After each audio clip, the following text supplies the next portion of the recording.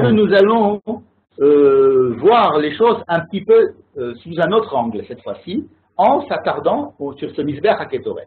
D'accord? Donc vous gardez ce que je vous ai dit, c'est une chose en soi, un enseignement en soi que je vous propose, c'est un enseignement de ma part. Hein.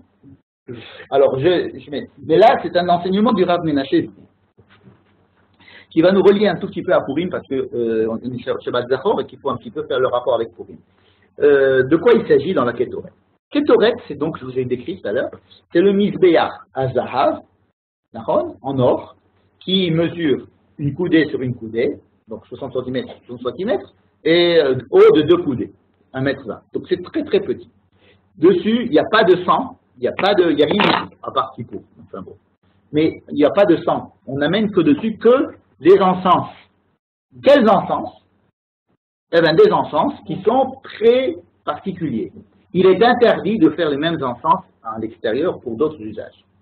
Celui qui prend la liste des 11 encens et qui les mélange, il fait une avéra de la Torah. Et même, on dit que c'est une grave erreur, c'est ce qui est écrit ici. Il faut pas le faire, et celui qui le fait, il sera sanctionné. D'accord? Donc, on a la ligne numéro 86, c'est joli, c'est la suite de ce qu'on a lu tout à l'heure. Donc, il faut le faire en bois, mais il est recouvert d'or. D'accord? Petit pita autozahar. Et je vous envoie la ligne 89. Ve'asita et abadim ateshitim. N'est-ce pas? Ve'asita et abadim ateshitim. Tu feras les bars. Je sais pas si je dis le mot bar, je me rappelle de Dori, parce qu'il ne me sort pas le mot bar. Alors, comme il m'a dit bar, maintenant je non, bar, c'est bien. Alors, bar, les badim, ateshitim, en bois, mais ils sont évidemment recouverts d'or. Pourquoi ils sont recouverts d'or? Parce qu'elles servent un instrument, un cli qui est en or. Hein. Si on avait un instrument qui était en cuivre, eh bien on aurait recouvert nos barres de cuivre. Bien. Regardez le pasuk Vav. Vous allez voir le pasuk Vav. Regardez-le bien attentivement. Venatata auto, c'est-à-dire où c'est que je vais le mettre ce misbeh HaKetoret? Lifne ha-parochet, devant la parochet. Parochet, c'est quoi la parochet? C'est le rideau qui sépare le Kodesh HaKodashim du reste. C'est-à-dire au milieu de la tente, il y avait un rideau, ce qu'on appelle la parochet. Asher al-Aron ha'edut, qui recouvre le Aron, c'est-à-dire la boîte où il y a les tables de la loi. Lifne ha-kaporet. Qu'est-ce que c'est que la kaporet? On avait l'impression que c'est la parochet, mais c'est devenu maintenant la kaporet. C'est les mêmes lettres, mais de façon presque non sensible. Si je vous avais pas mis ces deux mots en gras, et si je vous avais pas fait, on aurait dit que c'est la même chose. C'est lifne ha-parochet et c'est lifne ha-kaporet. Kaporet, c'est le couvercle du Aaron. Ça n'a rien à voir, c'est pas du tout lifne ha-kaporet. Ils étaient séparés par le rideau. Vous comprenez que ce n'est pas l'ifné à kaporet, c'est l'ifné à parochet. Dans le même passouk, vous avez les deux mots, et on a l'impression que c'est le même mot. Ce n'est pas du tout le même mot. Vous voyez le subterfuge que nous fait la Torah là? Venatata auto l'ifné à parochet, ça j'accepte, je suis devant le rideau. Asher ala Aaron ha'edut, l'ifné à kaporet. Mais non, je ne suis pas l'ifné à kaporet, je suis dehors. Je ne suis pas devant la kaporet. Un cher à la haïdout, un cher il va être l'echashama. Ben décide-toi, où c'est que je dois le mettre? Peut-être que ce truc-là, je dois le mettre soit avec le Aaron dans le Kodesh HaKodashim, soit je vais le mettre là où il est en ce moment, ça veut dire dans le Kodesh. Vous comprenez? C'est un problème. Ce serait plus logique qu'il soit. On parle du Mizbeach HaZahav, HaKetoret. Maintenant jusqu'à la fin, du coup, on parle que du Mizbeach HaKetoret. Et la Torah nous dit, tu le mettras devant la parochet, c'est-à-dire devant la kaporet. Attends, décide-toi. C'est pas du tout la même chose. Tu es en train de jouer avec notre attention. D'après cet verset, ce serait logique qu'il soit de l'autre côté du rideau. Comme ça, il est entre le rideau Tu as raison. On pourrait dire, si on veut respecter ça à la lettre, on va dire, alors, s'il est devant la parochet, alors il doit être dans le Kodesh HaKodashim. Il doit être misbeh HaKetoret, il doit être dans le Saint des Saints. N'est-ce pas? Pourquoi non? Comme ça, il est entre le rideau. Il est devant la caporette, devant le couvercle. Où il y a les chérubins. La caporette, c'est ça. Parochet, c'est ça. c'est le rideau. Et lui, il est de l'autre côté. Il y a un problème ici, n'est-ce pas? Bon. Et lui aussi, il est l'ifné Hachem. Lui aussi, il est devant Dieu. Alors, tout est devant Dieu maintenant. Il n'y a plus rien de... Voilà. Et Dorothéchem. Alors, le Passouk Tet, en ligne 92. Alors, on n'a pas le droit de faire autre chose que la Ktoret que je vais vous dire. Il ne faut faire rien d'autre que ce que je vous ai dit. Et alors là, on nous parle de Kippour. Une fois par an, Aaron va rentrer là-bas. Et il va faire le contraire de ce que je vous dis. Ça veut dire qu'il va asperger ça de sang. Et ça sera Kippourim. Première fois dans la Torah qu'on parle de Kippour. On ne nous avait jamais parlé de Kippour. On croyait que Kippour, c'était un jour qui est né de la catastrophe, de la mort de Nadav et Abihu. Vous vous rappelez? Nadav et Abihu sont rentrés. Ils sont morts.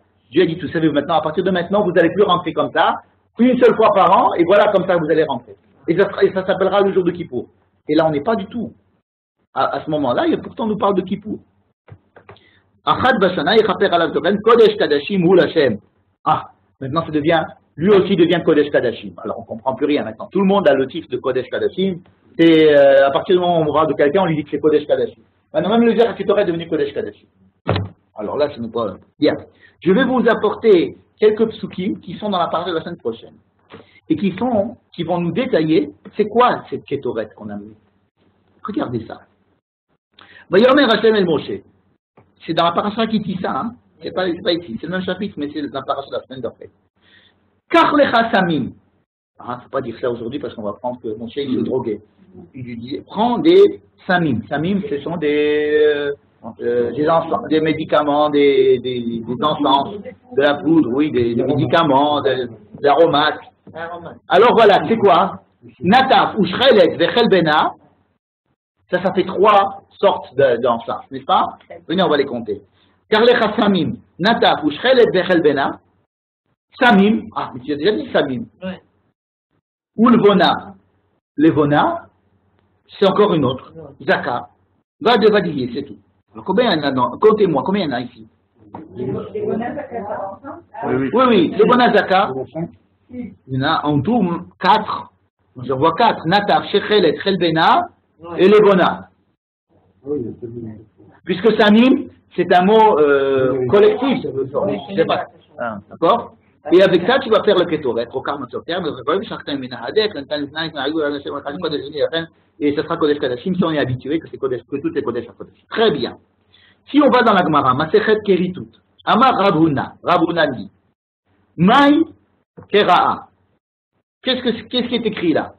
Kach lecha samim. Ah, il n'y a pas écrit Sam, il y a écrit Samim. Donc il y en a déjà 2. Très, ça fait déjà 2. Nataf. Hein, ou Shrelet, 2. Chelbena, ça fait 3. Plus les 2, ça fait Hamisha. Mais il y a écrit après le mot encore Samim. Alors le mot Samim, ça veut dire que tout ce que je t'ai dit maintenant, redouble-le. Ça fait 5 plus 5, ça fait 10. Et il nous reste à Levona, ça fait 11. Hein? Ils auraient pu nous dire ce qu'ils voulaient. Ça veut dire qu'il n'y a pas écrit dans la Torah 11. Il n'y a pas écrit 11. S'il y a écrit quelque chose, c'est 4. Mais il y a écrit Samim ici, on fait un petit calcul, exactement comme on fait dans les bonnes cuisines avec des recettes, et on vous trouve, il y en a 11. Combien ça fait en tout? Had Sre, la ligne 103, hein? Les Bonazaka, Had Sre. Je vous ai fait des comptes ici pour que vous voyez bien qu'il y en avait 11. Grâce au mot Samim. Ça nous rappelle, si vous voulez, vous savez, quand on dit quels sont, à part quoi, et quels sont les fruits d'Eretz Israël? Eretz Chita, ou Seora, Vegefen, ou Tena, Verimon, Eretz, Zet, Shemen, ou Dvash. Il y a le mot 2 fois Eretz. Et alors, ici aussi, il y a 2 fois le mot Samim. Vous voyez?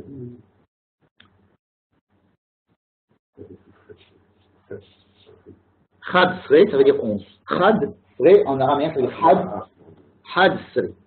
Justement, tu poses une excellente question. Comment est-ce qu'on dit 11 en hébreu? Comment on dit 11?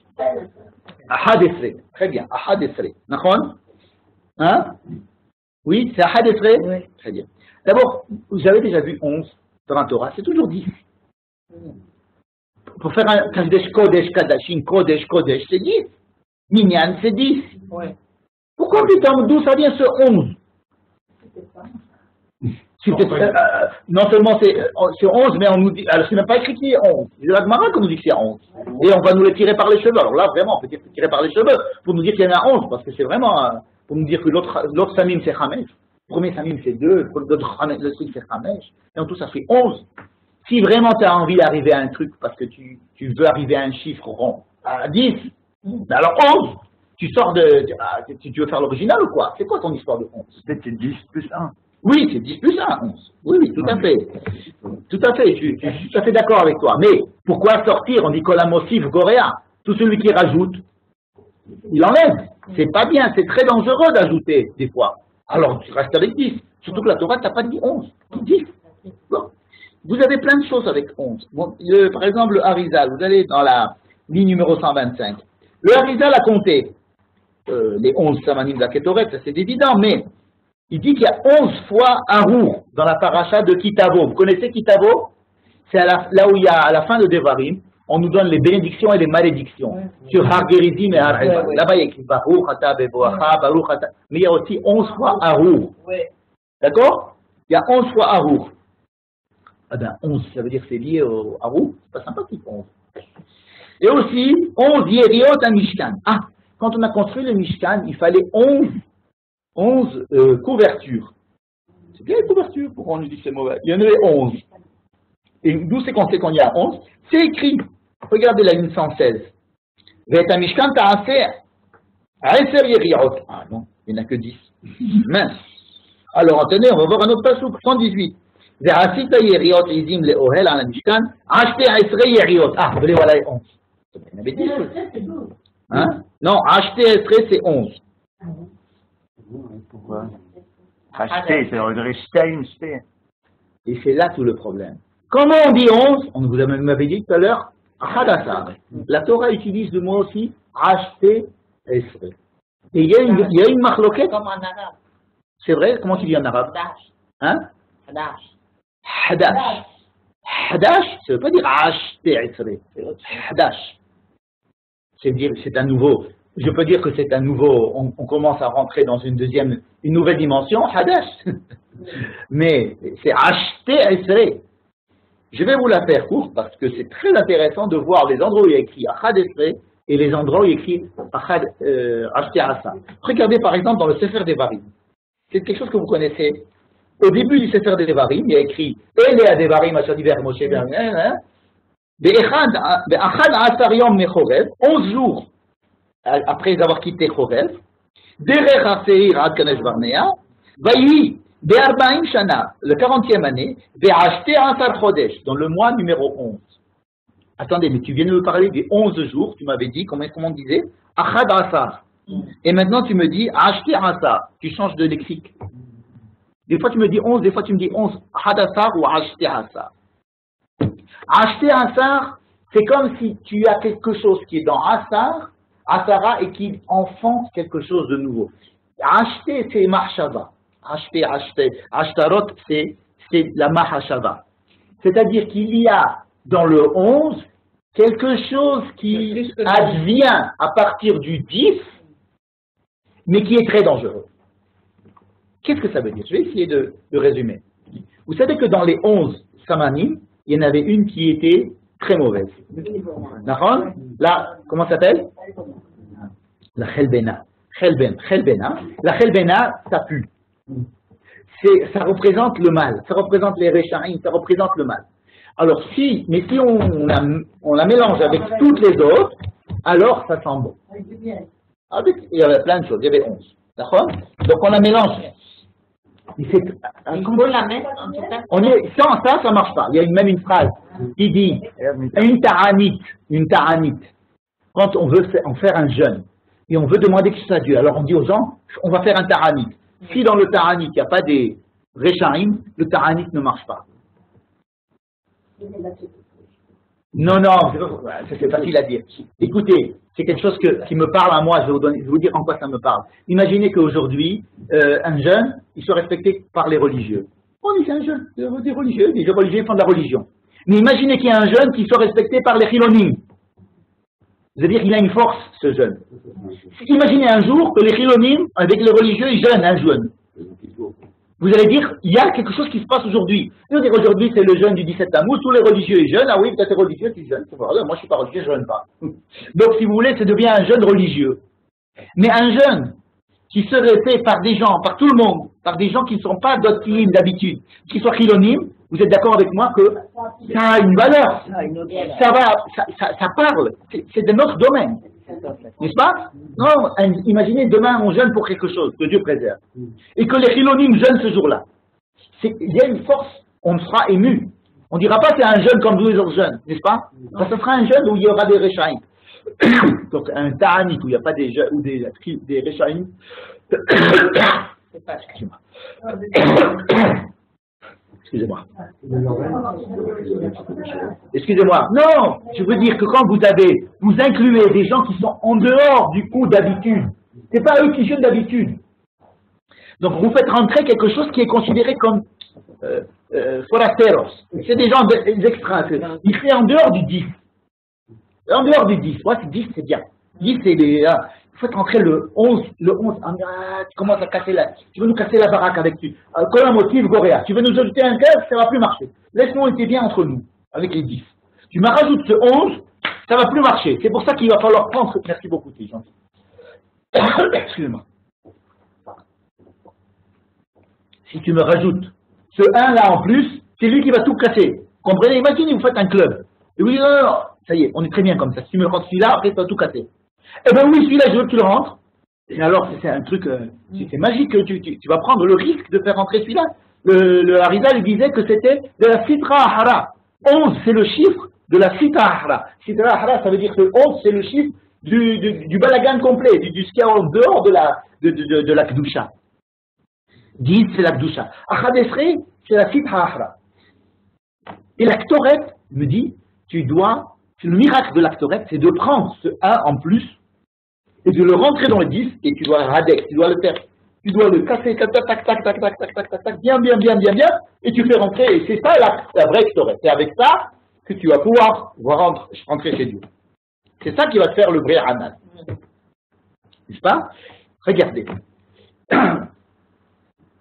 Quand on dit Mordechai, où c'est qu'il est écrit dans la Torah Mordechai? Mordéror. C'est quoi Mordéror? C'est un des Bessamim qui s'appelle Mort. Mort. Ça veut dire que Mordechai, on dit même, pas seulement il est un des Bessamim, mais c'est Bessamim Roche. Bessamim Roche, Mordéror.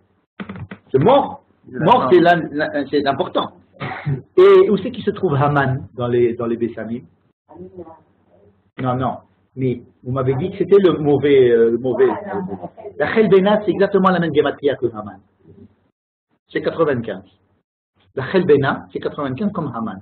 Ça veut dire que quand vous avez ici un antagonisme entre Mordechai et Haman. Vous avez. Pourquoi est-ce qu'on va dire Adelo Yada Yada, Adelo Yada? On va les prendre et on va les mélanger jusqu'à ce qu'on ne sache plus où est-ce qu'il est Haman, où est-ce qu'il est Mordechai. On ne sait plus où il est l'Ebona, où est-ce qu'il est la Chelbena. Dans l'histoire. Où est-ce qu'il est le mort ou l'est? Mort ou l'est, je ne sais pas. Il y a dedans, c'est tout Dakar ou il y a Dakar. C'est quelque chose de très très subtil. C'est quelque chose on ne peut pas s'amuser à faire n'importe quoi. C'est pas parce qu'on dit ça qu'on va prendre on va adopter tous les Réchaïm, on va prendre Haman et on va faire ici une conférence internationale avec Haman et on prend les nazis, non! C'est quelque chose que ça se passe rien que là-bas et celui qui veut essayer de faire de la magie noire en dehors, c'est interdit. C'est quelque chose de très particulier parce qu'on est en train de jouer avec le feu. Le feu, ces ondes-là, on joue avec le feu. N'est-ce pas? Acheter Asar, c'est utilisé dans la Torah. Quand c'est très dangereux, il faut s'en éloigner. Achad Asar, c'est bien. Lorsque vous avez acheté Asar, c'est très dangereux. Quand vous avez Achad Asar, c'est Besséder. Le passage entre acheter Asar et Achad Asar, les Izim, là, par exemple, les Harour, c'est acheter Asar. Lorsque vous avez, par exemple, on dit que les 10 enfants d'Aman et Aman, c'est ça les 11. Pourquoi ils étaient dans l'arbre qu'ils ont pris? Il y avait 10 et 1. Aseret Bene Aman et Aman. Ils étaient tous pendus. C'est les 11. Il y a ici, entre Esther qui nous dit, l'air kenos et kol ha-Yehudim, va veut rassembler tous les juifs. Et Haman qui dit, les juifs, c'est Am Mefouzar Umforad Ben Amim. Vous avez un antagonisme entre Haman et Mordechai et Esther, qui est l'antagonisme entre le Nachash du Gan Eden et Adam. Vous allez me dire comment c'est possible. Si vous avez raison, Haman là-bas c'est Hamina Aïtzazé, la phrase qu'a dit le Nachash, n'est-ce pas? Et quel est le, on va finir comme ça, quel est le sens qui n'a pas fauté? L'odorat. Elle a pris, elle a vu que c'était bien le fruit, elle a vu que c'était bien, elle a mangé. Tous les sens ont participé, sauf l'odorat. Vous savez, les kabbalistes disent que chaque mois correspond à une partie du corps. Le mois de Hadar correspond au nez. C'est le nez. Ça veut dire que c'est l'odorat. Nous sommes en train de partir de l'odorat. Chayad inish libesoume. C'est quoi libesoume? Libesoume, c'est traduit en général par se saouler. Mais ça vous fait pas les bessamim, ça vous fait pas rappeler les bessamim. Ça veut dire que cette histoire. Et puis, comment s'appelle Esther? Elle s'appelle Hadass. C'est le Hadass qui sent bon dans le lulav. Ça veut dire qu'il y a ici, et Mordechai, c'est le mordéror, n'est-ce pas? Et Haman, c'est la Chelbena. Tout se passe au niveau de l'odeur. Ça veut dire au sens qui n'a pas été, grâce au sens qui n'a pas été atteint par la faute, c'est par lui que nous allons résoudre le problème. Résoudre quel problème? Résoudre le problème de l'humanité. Ça veut dire comment rentrer à l'intérieur de l'humanité tout le bien et le mal aussi. Comment faire rentrer dans l'humanité à la fois tout ce qui est correct, mais aussi de faire rentrer aussi les choses qui sont incompréhensibles, qu'on n'arrive pas à faire rentrer. La kétoret, c'est comment faire rentrer à l'intérieur d'une harmonie dans le monde, et le bien et le mal. Ça ne peut se passer que là-bas. Tu ne peux pas le passer à l'extérieur. C'est quelque chose de tellement délicat qu'il n'y a que à l'intérieur du Kodesh et au Kodesh à Kodashim que tu peux faire. Et Kodesh, ce sera sur la Kaporet, si ça marche bien. Ce sera sur la Parochet, si ça marche mal. Il y a les deux possibilités. Soit tu arrives, soit tu n'y arrives pas. Si on arrive à faire cette bonne Ketoret Samim, elle sera comme si elle est sur la Kaporet. Si tu n'arrives pas, tu la laisses à l'extérieur de la Parochet. Parce que tu ne peux pas être, a priori, tu ne peux pas connaître le résultat de la fait de faire rentrer ce 11 dans le 10. Lorsqu'on fait rentrer ce 11e à l'intérieur du 10, on prend un risque énorme. C'est le risque de rencontrer Dieu. C'est quoi de rencontrer Dieu? C'est de rencontrer l'harmonie qui existe dans le monde. Ça veut dire de comprendre pourquoi il y a le mal dans le monde. Comment est-ce qu'on peut inclure le mal dans le monde? Comment est-ce qu'on peut comprendre que dans le monde, il y a des choses qui ne peuvent pas être comprises? C'est ça la Kétoret. Rencontrer Dieu, c'est d'essayer d'aborder le problème du mal et de comprendre pourquoi. C'est-à-dire de faire inclure le 11 à l'intérieur du 10. Donc, à Pourim, ce que l'on fait, c'est qu'on intègre ce niveau de Bessamim, ça veut dire de Reach Nichoach, de la participation du sens de l'odorat, qui est en relation avec ce qu'on appelle la Rochaniout, avec l'esprit, l'odorat et l'esprit, parce que c'est simplement dans ce moment où on n'a plus la da'at, c'est-à-dire on n'a pas mangé le Haïtz da'at. On fait comme si on n'a plus mangé le Haïtz da'at. Qu'est-ce qu'on fait? On se saoule pour ne plus avoir du da'at. Adelo yada. Et alors à ce moment-là, on peut arriver à cet état avant la faute où l'harmonie dans le monde pouvait être compréhensible. Ça veut dire de comprendre comment est-ce que l'on peut faire entrer effectivement ce 11 à l'intérieur du 10. Bon, on en a dit suffisamment. Passez de bonnes fêtes.